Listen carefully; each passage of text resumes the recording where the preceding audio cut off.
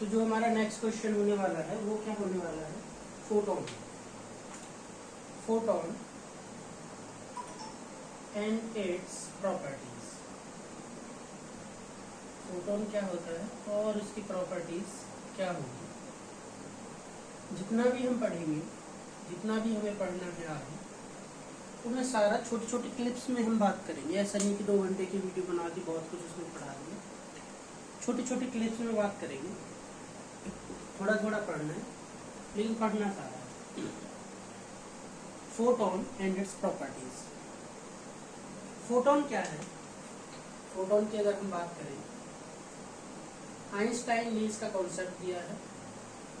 Light जो है, light, अगर लाइट को हम ब्रेक डाउन करें तो छोटे छोटे पार्टिकल से मिलकर बनी है, जिसको हम क्या नाम देते हैं, photon. So photon, it is a small packet of energy. It is a small packet of energy. Photon एक स्मॉल पैकेट है एनर्जी का, packet of energy. Photon is a small packet of energy and light is made up of photon. जो light है वो किससे मिलके बनी है, made up of photons. Light जो है हमारी वो फोटोन से मिलके बनी है। आप फोटोन को कैसे समझ सकते हैं कि जब वेल्डिंग करते हैं वो जो चिंगारी निकलती है ना, तो हर एक जो छोटी चिंगारी है उसको आप एक फोटोन मान सकते हैं, लेकिन वो जो चिंगारी है वो हमें दिखाई देगी, वो बहुत बड़ी है as compare to photon.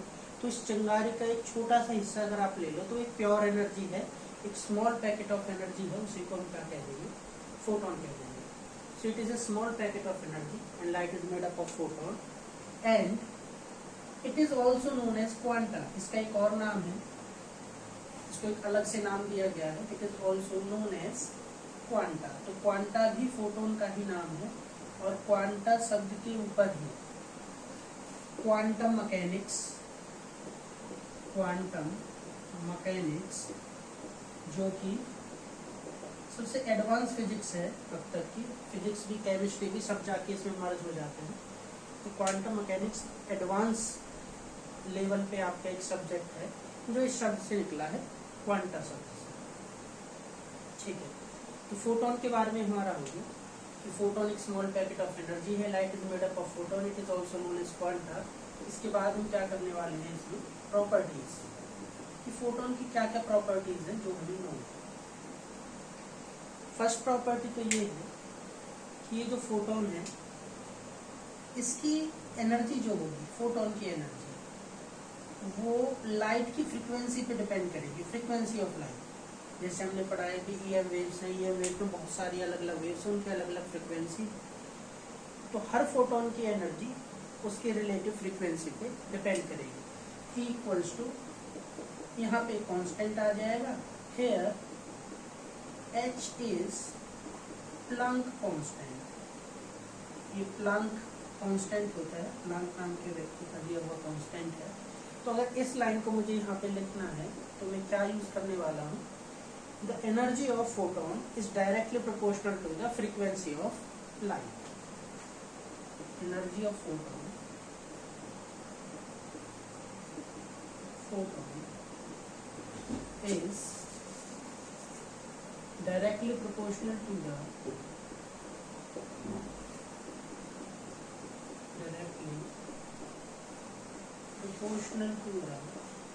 frequency of light।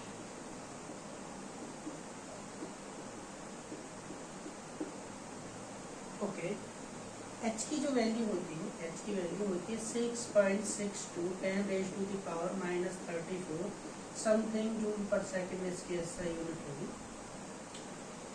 But आपको याद रखना है ये वैल्यू जो कि मेन है कि H प्लैंक कांस्टेंट की वैल्यू करीब करीब इतनी है।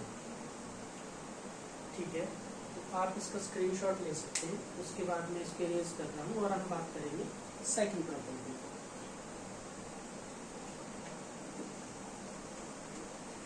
जो सेकंड प्रॉपर्टी है फोटोन की, सेकंड प्रॉपर्टी क्या कहती है कि जो फोटोन है वो स्पीड ऑफ लाइट से ट्रेवल करता है। अब क्योंकि लाइट फोटोन से मिलकर बनी है तो यहाँ से पॉइंट निकल के आ गया, photons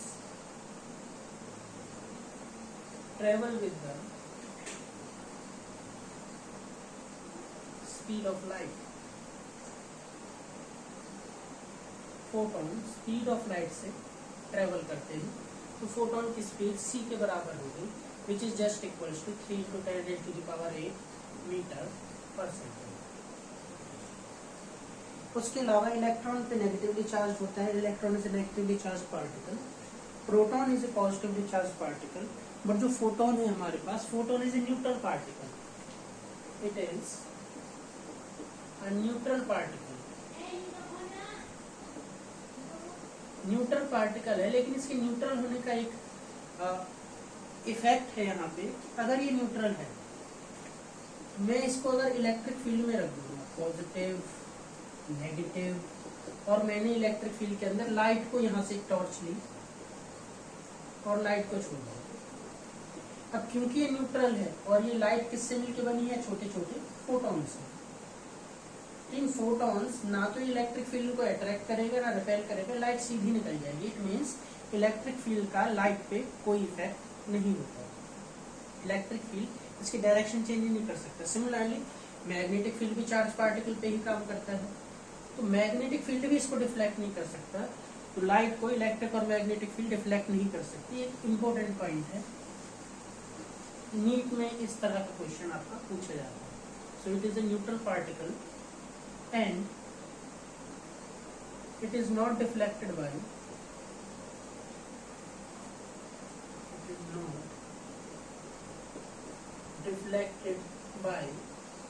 electric and magnetic field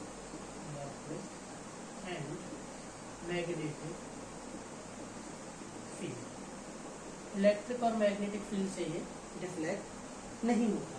fourth point है इसके मोमेंटम के बारे में, एक रिलेशन है E इक्वल्स टू पी से, ये एक रिलेशन होती है। यहाँ पे E is the energy, P is the momentum and C is the speed of light. वैसे रिलेशन फोटोन के लिए ही है, E इक्वल्स टू पी से। इस रिलेशन से अगर हम बात करें और मुझे फोटोन का मोमेंटम निकालना हो तो क्या आ जाएगा, E/c, और फोटोन की एनर्जी कितनी है, hν/c। तो हमें पता होना चाहिए कि फोटोन का मोमेंटम P इक्वल्स टू क्या होता है, hν/c। The momentum of photon